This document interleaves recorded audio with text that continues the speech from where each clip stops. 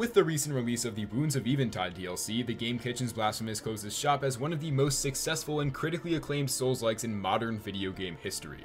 Unlike Nioh, Mortal Shell, or even Jedi Fallen Order, Blasphemous took a unique approach to the becomingly oversaturated catalog of attempted Dark Souls reinterpretations by holding dear to mysterious lore, collectible discovery, and medieval design, but entering the foray of two-dimensional Metroidvania platforming intermittent with reactionary dodge-based combat. While upon release the game was regarded as unpolished and even as far as underwhelming, the massive appeal of its flamenco-inspired world design, not to mention gorgeous and highly detailed pixel graphics, led to multiple DLCs and substantial improvements to quality of life that, when comparing today's version 4.0 to that of September 10, 2019, makes the end product feel like an almost entirely separate IP.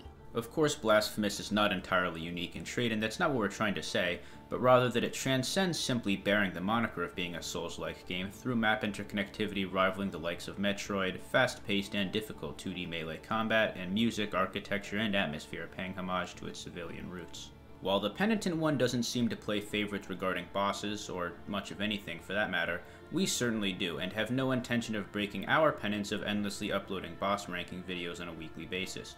Let's get into it.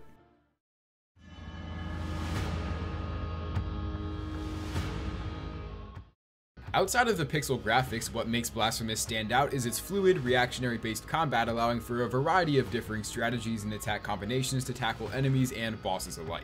So, when a boss completely hinders that aspect of the game, unsurprisingly it falls behind just about everybody else who doesn't. Enter Melquiades, who admittedly is hard for me to script all things considered, as I actually thought 3 other bosses were worse than him, but alas, our ranking system. What both Alex and I find most irritating are his moveset and the hands. The hands are fine but feel inconsistent, and his moveset is entirely based around preventing you from attacking him. Not to mention, it requires you to knock out all 5 to 6 of his supports before even having the opportunity to damage his head, which even then gets occasionally blocked by a straggling laser or the works. With a decently upgraded Mea Culpa and the spinning combo ender, this shouldn't be too much of an issue, but still waste time beyond what we consider reasonable. Sad as it is, I actually find the inspiration from Melquiades' design to be the most interesting part of this fight, which should say a lot about this Wolnir wannabe.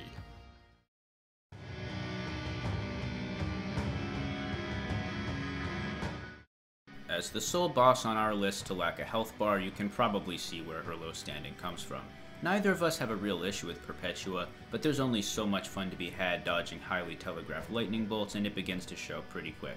She at least is kind enough to die quickly, something her rather boring older brother could stand to learn. More on him in a moment.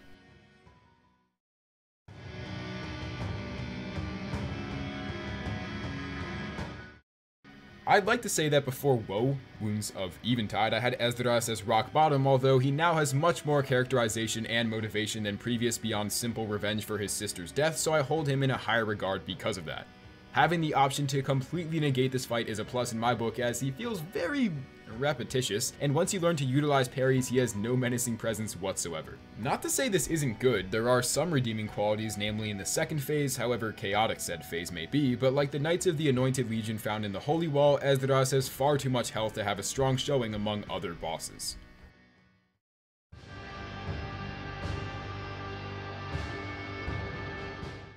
Even with no upgrades, this fight is an open and shut blowout. That said, Blasphemous has very satisfying weighty combat, so it's not that horrible just wailing on a hapless target for a while with little disruption. The most memorable part of this fight is the showcase of the Penitent One's facial care routine, which is equal parts grotesque and badass.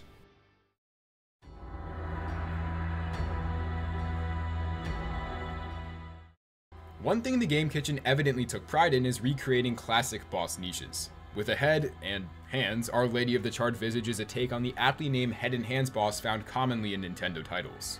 Actually, it'd be more applicable to label this fight as a head and hand, singular hand boss, with a bit over half the fight spent with just the one paw, and when she does eventually summon the second hand, it gets a bit hectic, sometimes verging on frustrating, although it is usually possible to fully avoid all impending attacks with proper positioning and timing.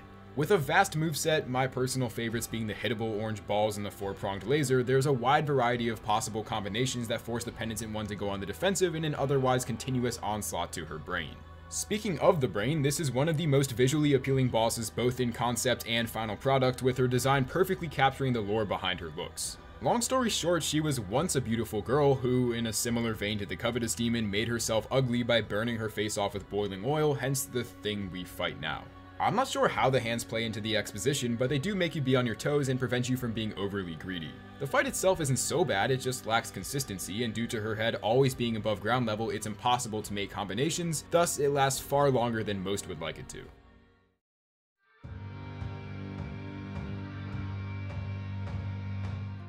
Hands down the weirdest boss in the game, Exposito's AI, visual design, and music all come together to form an extremely bizarre final product. Most people cite this as a negative, with his unpredictable movement and confusing patterns serving to frustrate the vast majority of players.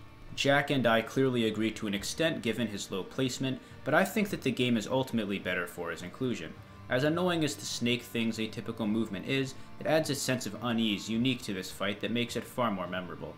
And while I'm on the subject, I have no idea what the snake thing even is. The lore is pretty detailed, but never once does any mention of this thing come up.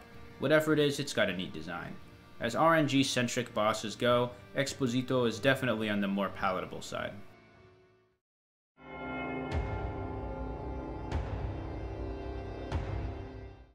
This was the moment in my playthrough that hooked me in a Bell Gargoyle's progression wall sort of way. I find it odd that out of every boss in the game, 10 Piedad has the most electric Doom-esque theme, although it also fits very well, relatively speaking.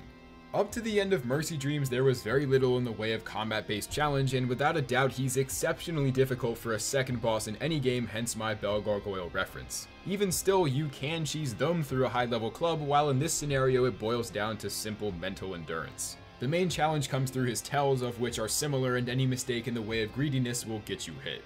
I'd be remiss if I didn't point out how visually and auditorily great Ten Piedad is. The lore is honestly just bizarre, but otherwise this fight is really fun.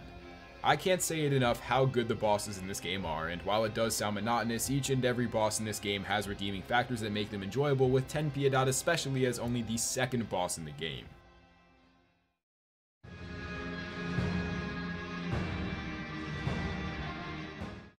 Crisanta has evolved the most of all the bosses since launch, going from a mundane parry fest to an extremely fast-paced, much harder parry fest. Each of these extremes has their issues, but I'd much rather experience the satisfaction of finally taking down the cracked out Wounds of Eventide Edition Super Crisanta over the comically easy launch variant.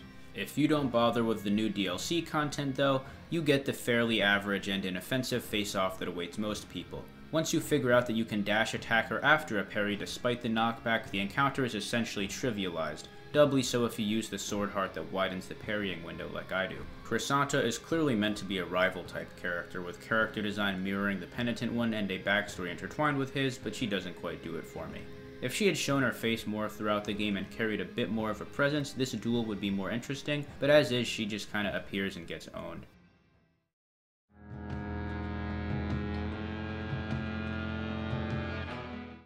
If only an indication to how incredibly well made the DLC bosses were, at number 11 we have Tres Angustias, the third best main game boss.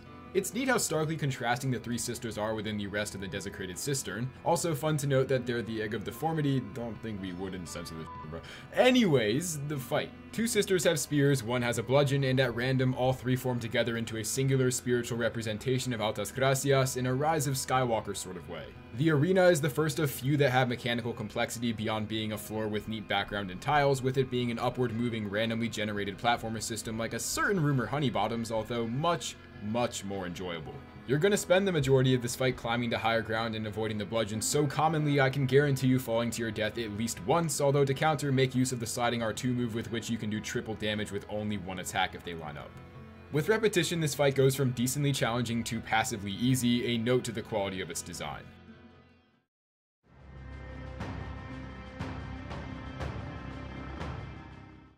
In a kill or be killed land like Custodia, even the Pope can kick some ass. Unfortunately for him, the reciprocal is also true, and he can get slapped around like a toy if you know what you're doing. If you're feeling sportsmanlike, you can let him fire up some attacks and shield himself, none of which are terribly hard to avoid. The first phase is pretty easy, but I gave it some bonus points for having one of the best looking arenas in the game as well as a neat looking boss. As cool as the first phase is, he really hits his stride when he transforms into the first son of the Miracle, a big armored guy with a Court of the Crimson King-esque face you've seen in all those cutscenes throughout the game. This phase is a little trickier, demanding that you attack the eye on the flying sword to pop his face hatch, which buys him more time to send magic attacks your way. Once he's out in the open, you can spam Debla to the lights on him to cut down his health a good chunk, but it fortunately doesn't kill him in one cycle, ensuring it isn't an anti-climax of a final boss.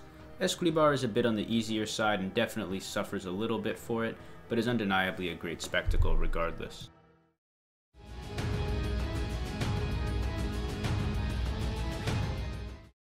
For Alex and I, this was, in the sense of a total boss, the least enjoyable Amenacida, and even though our individual rankings don't show it, from an overall point of view, I think we'd both agree with that take.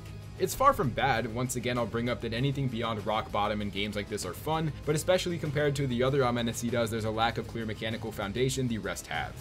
As you'll see later on, I call the Molten Thorns arena the least interesting, with the worst arena award going to this one. In a similar vein, there just isn't anything going on that adds to the fight itself, and most of her attacks will end up forcing you to the edge of the platform, with your only other option being to hope and pray the poison circles will move enough when hit to provide an opening to slide under. Her attacks are generally monotonous up to the point of feeling lazy, and it's one of the least interactive bosses in the game. At some points you'll be stuck frozen in place for 10 to 15 seconds waiting for something to happen, and when she eventually does strike, the majority of the time you have to play completely defensive, with few openings for counters throughout. The AoE is neat and provides much needed variation, but all praise for the moveset goes right down the shitter with the spinning attack. I cannot stand this, and I swear there is no way to avoid it in full. I am fairly negative towards the Amenacida of the Chiseled Steel, although by all means it is fair due to her lackluster nature as a DLC addition.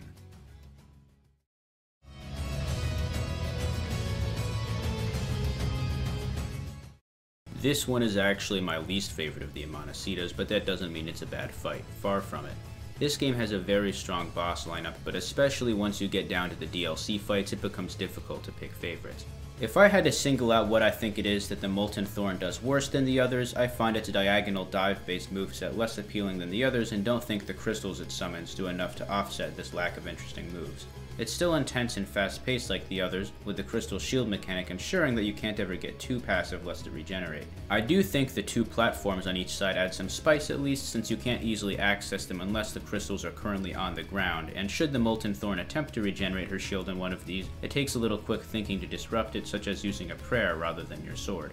I was originally a bit harsher on this boss in my head, but Jack made a good case for this fight to me, so I'm a bit more willing to praise it now.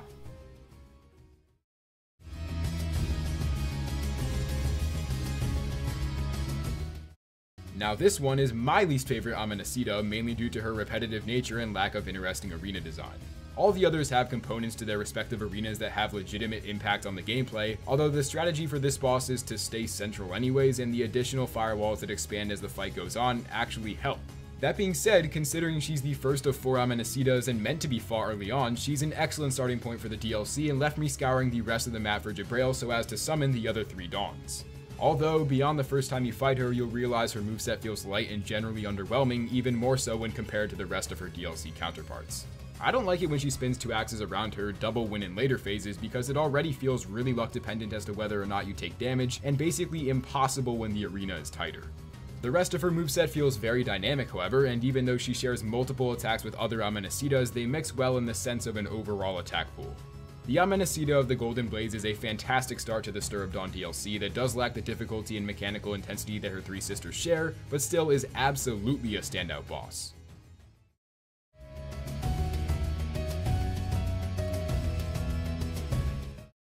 The Bejeweled Era was both my first and favorite of the 4 main Amenacidas, although I initially wondered if it was because it was the most novel at the time I encountered it.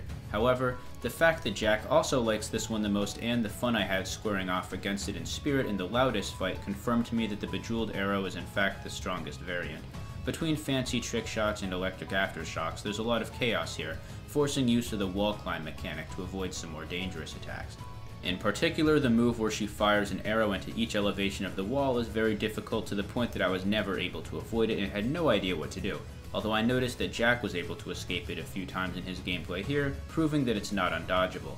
Lastly, even though the Amenacidas technically share a theme, they all have their own corresponding instrument, which is a neat touch. I like the piano version the best, which is the soundtrack to this one specifically. This would be the best Amenacida overall if not for the mayhem that is Loudest, who will be up to bat down the road a few entries.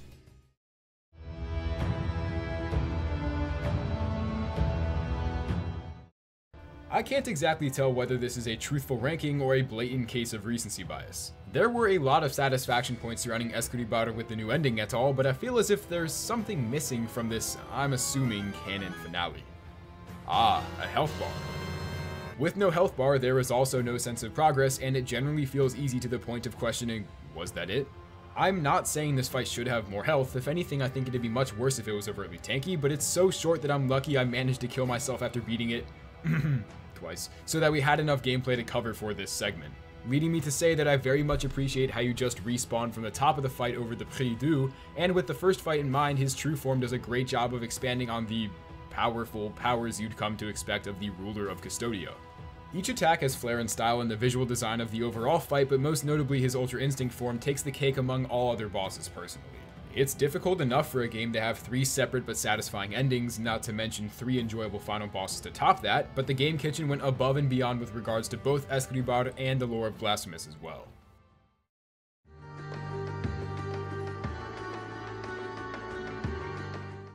Quirce, sorry I can't roll my R's, is the final hurdle between you and Chrysanta, although funnily enough he manages to overshadow her almost completely. His surprise attack from below is just the first of many details of note to this encounter, some others being his slick animations and cool Pyramid Head cosplay. Teleporting bosses are often frustrating, but the Game Kitchen are wise enough to leave ample opportunity to get damage in following his attacks, mitigating the common issue of these bosses being irritating to land hits on.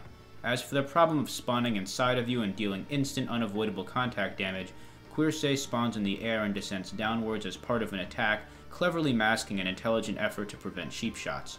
On the occasion that he does spawn on the ground, it is both in a set spot and not immediately damaging, allowing a generous grace period for you to move out of the way.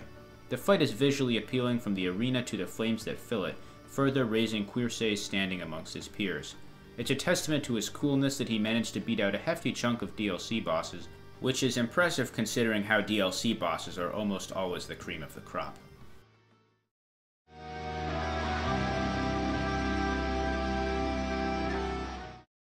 I was worried this would be a shockingly bad boss based on what we got from the trailer, just simply because it was hard for me to picture an enjoyable serpent enemy. Let's just get it out of the way, and yeah, I've had some miserable experiences with snakes in games before.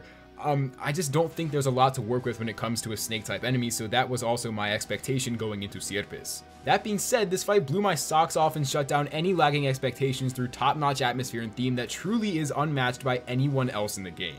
At first, Alex and I were both hesitant with this boss because it was so different from anything else we'd ever fought before, although with good boss design comes elaborate strategy, and when you figure out how to tackle his various moves, excluding the spines, which I still have no idea how to deal with, you get into a focused mental zone no other boss even has the ability to set up. While I typically find large health pools detrimental to the overall boss, I find it rather fitting with Sierpes in tandem with his damage. He doesn't actually hit for that much on his own, most of his harm coming by way of the electric balls he shoots from his tail, although I did try to fight him on New Game Plus and he promptly, well, just watch. Phase 2 isn't majorly different aside from theme intensity and more baggage in each of his attacks, regardless due to how long this fight lasts, stress builds over time, so it's fine. Yet again, Wounds of Eventide stunts its immaculate boss quality that makes it the best DLC of the lot, with Sierpes as a prime example of unique boss design that makes me so excited to see what Game Kitchen has in store for Blasphemous 2.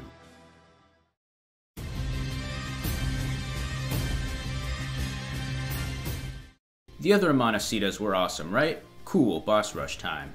Fortunately for our sanity, it isn't 4 massive health bars with refights of past bosses, but rather one evolving Amanecida who swaps between the traits of the others for every 25% of her health you deplete.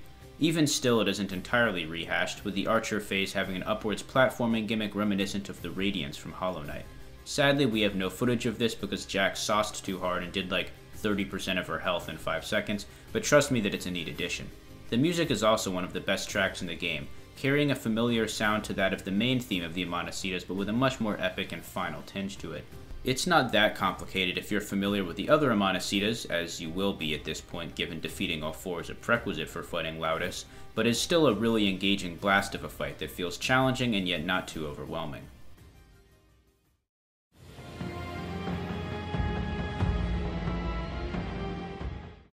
As a proper Souls veteran, parrying is about rock bottom on my list of tricks I utilize in any given playthrough, meaning with any game featuring parrying as an option, I have that mindset that I can just time my dodges and go from there.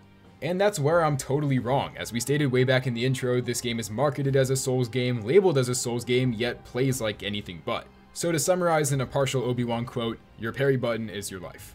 Due to Isidora's gargantuan health bar and absolutely ridiculous damage output even with Kirsa's score speed, this fight is miserable if you have no means of defending yourself. However, what makes this fight so great is that her entire moveset can be strategically countered through just positioning. Any of her swipes and normal scythe attacks can open her up to counter opportunities with decent timing, something every other boss in the game lacks on the scale Isidora has. What she also has is an extreme ramp up in difficulty from phase 1 to 2, so much so that my game self-imploded. Even with a +7 mea culpa, all sword upgrades, and on new game, this fight will take you an extremely long time to beat, meaning for players like me who tend to learn through repeated death, we have it down to a science. Like Midir or Fume Knight, it's beyond rare for a fight to be so good that you enjoy dying. And as one of 4 fantastic bosses added in the final DLC, the Voice of the Dead is a masterful example of two-dimensional boss design that within mere minutes proves herself as the peak of Blasphemous' boss catalog. Thanks so much for watching, and we hope you enjoyed.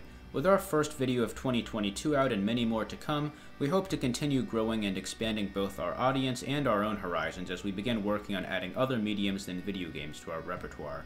Tune in next week as always, and remember to like and subscribe if you haven't. That's all for now. Deuces.